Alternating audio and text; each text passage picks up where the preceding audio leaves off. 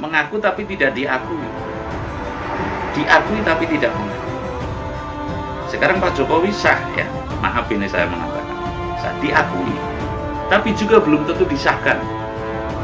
Lah disahkan menurut manusia belum tentu disahkan menurut alam. Menurut saya Mbah, ada yang cukup setia dengan kita, hampir di setiap video kita itu komentar beliau ada Den Mas Heru Gale, nderek nyimak Pak, izin nyimak dan sebagainya.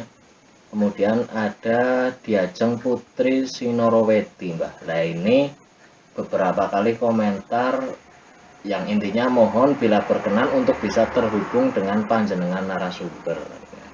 Bisa terima kasih banyak kepada Diajeng Sinoroweti itu, Putri Sinoroweti ya. Sapa santun saya, salam sejahtera saya. Semoga kita nanti kalau sudah waktunya bisa terhubung, bisa saling tukar kabruh. Iya, cara sekarang sharing tukar kabruh. Saya juga bukan saya menampik, bukan saya, tapi ini saya kalau sudah sudah saatnya kan nanti kita terhubung, termasuk juga kepada Mas siapa itu? Heru Galeh niki username. Ya, saya juga terima kasih banyak atas komentarnya, dan saya juga sempat membaca komentarnya. Terima kasih banget, selalu memberikan komen semangat lah ya. Saya terima kasih. Nanti satu saat kalau memang kita itu sudah ditentukan oleh yang maha kuasa caranya, niscaya kita akan bisa saling mengisi, saling sharing. Namun yang perlu saya sampaikan, saya saat ini dalam kondisi yang memang sangat masih prihatin sekali. Jadi andai kata rawuh ke sini ya atau kita ketemu di apa adanya. Kalau rawuh ke sini ya apa adanya, ibaratnya ya mari kita duduk bersama, kita bahas bersama, ono yo bareng, ora yo bareng gitu. Ya, sapa santun saya kepada Mas Heru juga ya, salam sejahtera juga. Semoga kita nanti pada saatnya bisa saling sharing. Tapi ulung salam yo atur bagya wis kono santara. Mbah request tolong bahas keraton gaib Alas Ketonggo. Apa mungkin suatu saat nanti akan muncul ke permukaan? Nah ini mungkin dijawab sekedarnya atau nanti lebih lanjut dalam session panjenengan. Om wilahing jati nukuni hajat-hajate lugu nusantara tapi uluk salamu ya. Saya jawab sekedarnya aja ya. Pada Dinos Putra Lau saya mengatakan bahwasanya terkait dengan keraton gaib di Alas Ketonggo, saya dulu itu pernah ke Alas Ketonggo. Tahun berapa saya itu lupa lah, yang jelas itu di sana itu ada yang Wiragati, waktu itu juru kuncinya Mbak Smin kalau nggak keliru, ngunya sapi. Saya sempat di sana ada Tuk Kanigoro kalau nggak keliru, terus sana lagi ada Patok Polisi Madu dan Sendang Umbul Jambe yang air yang mumbul dari bumi itu selalu terus di sungai itu, tempuran itu. Itu memang ada cerita keraton gaib akan muncul. Nah, mungkinkah, pertanyaannya kan demikian, jika kembali yoninya tanah Jawa, kembali lagi ini dilematis ya, antara iya dan tidak. Tapi kalau menurut saya, andai kata terwujud itu, kemungkinan tetap berbentuk tidak serta-merta judul gitu loh, Masjid Tiban ibaratnya itu, atau enggak, tetap perantaraannya adalah manusia yang tapi ada sebuah keajaiban. Artinya pembentukannya contoh kayak Masjid Demak itu kan ada saka yang terbikin dari takal umpamanya seperti itu. Terus lagi kalau yang di Malang kan ada masjid Katanya itu ya Masjid Tiban, katanya itu tetap melalui perantaraan manusia, cuma cara membuatnya dilalah itu kayak cepet gitu, ibaratnya kayak terahasiakan seperti itu. Kalau mungkin nanti terwujud, dan di situ konon ceritanya kan keraton emas, makanya banyak orang yang duduk itu, dan saya pernah melihat di Alas Ketonggo memang, jadi orang duduk di bawah pohon-pohon jati itu di Alas Ketonggo itu ya dapat emasnya, tapi bukan lempeng gitu loh. Artinya emas yang perlu dicuci, emas kuno itu memang. Saya pernah diperlihatkan oleh Mbak Semin, dukun Mbak Semin apa ya? Kesepuan. Enggak, juru kunci yang di yang Wiragati itu. Saya pernah ke sana sih, ya, beberapa kali saya pernah ke sana dulu, tapi dulu sekali. Jadi memang itu nyata dan tidak katanya bahwasanya di sana ada beberapa orang habis spiritual, mereka mencari emas di situ. Katanya keratonnya itu nantinya akan muncul keraton emas, dan sekarang malah sudah ada yang memulai. Saya juga ada kenalan juga di sana dulu, tapi saya lupa namanya, Mas Bambang apa siapa itu. Banyak orang yang laku di sana. Tapi kalau hemat, menurut saya artinya tidak perlu terkultus kepada yang demikian, tapi kepada lakunya saja. Nanti niscaya petunjuk itu akan menyertai lah hal-hal yang demikian. Dan Mas Evin Kurnia Firdaus, pertanyaannya kurang lebih begini Mbak, tulisannya: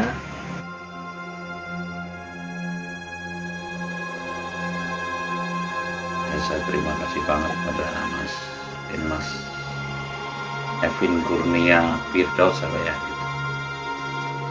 telah walaupun di luar konten tapi menyimak video saya.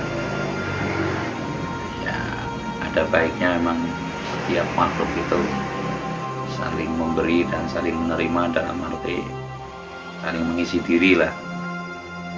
Untuk persisnya sebenarnya yang bisa menjelaskan mestinya yang pemuda dari Bogor itu sendiri gitu loh. Ya, kalau saya ditanyakan kan saya ya agak merasa tidak punya hak sebenarnya gitu. Gimana itu? Secara hakuloh itu kan, kalau bil gaib itu hakuloh ya, hakuloh.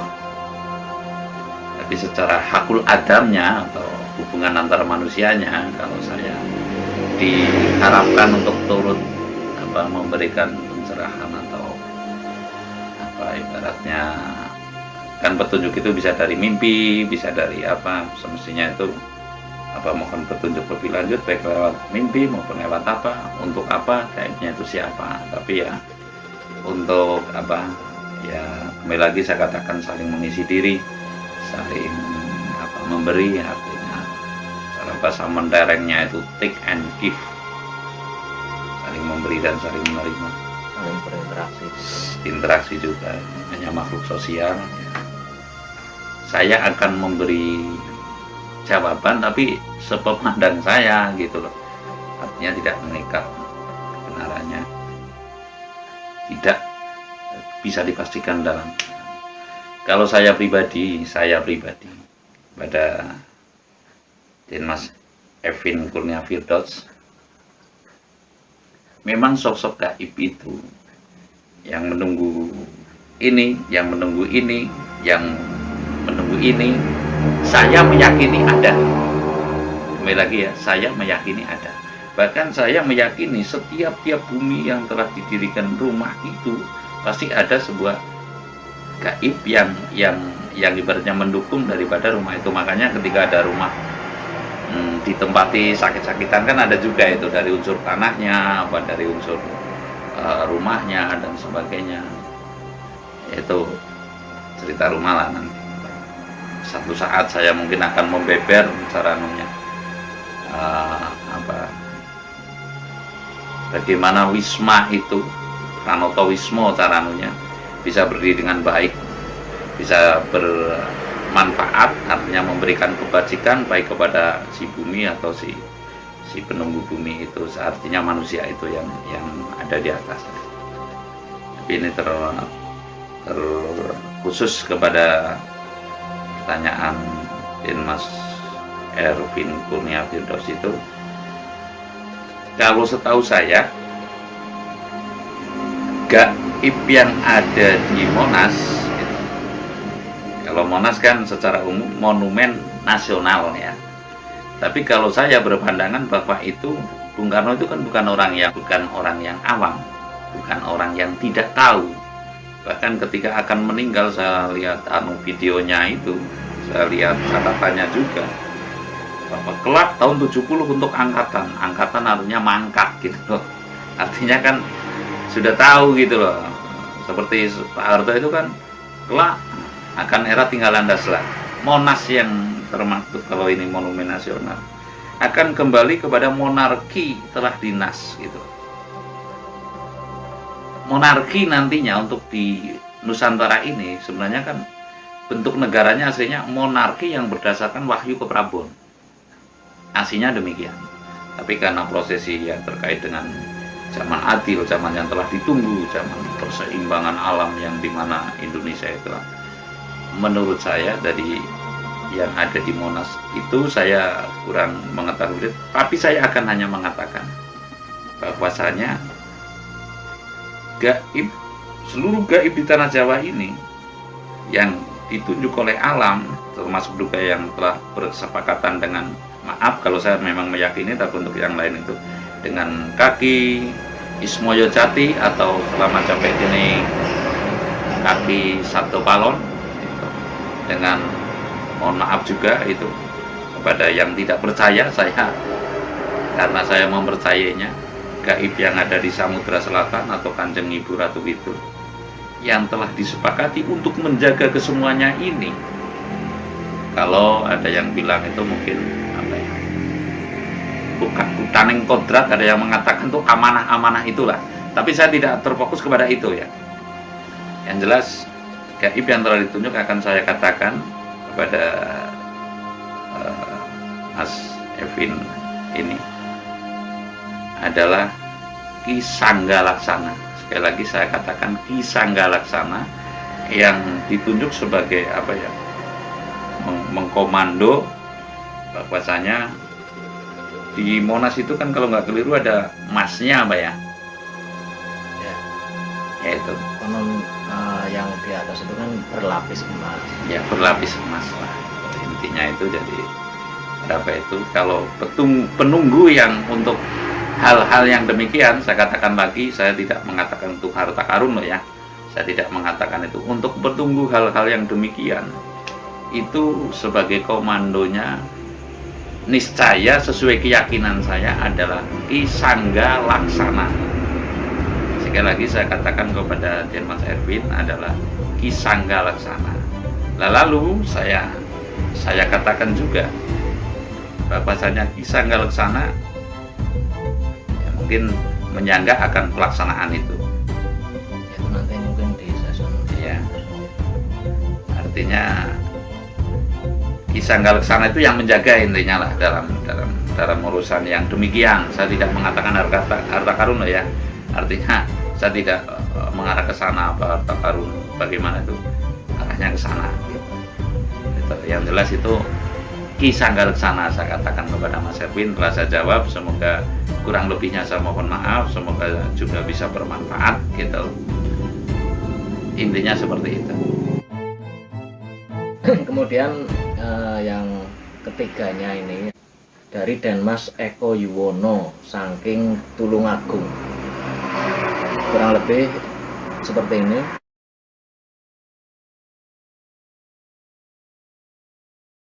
Dan saya kepada Denmas Eko Yuwono atau Bapak Eko Yuwono,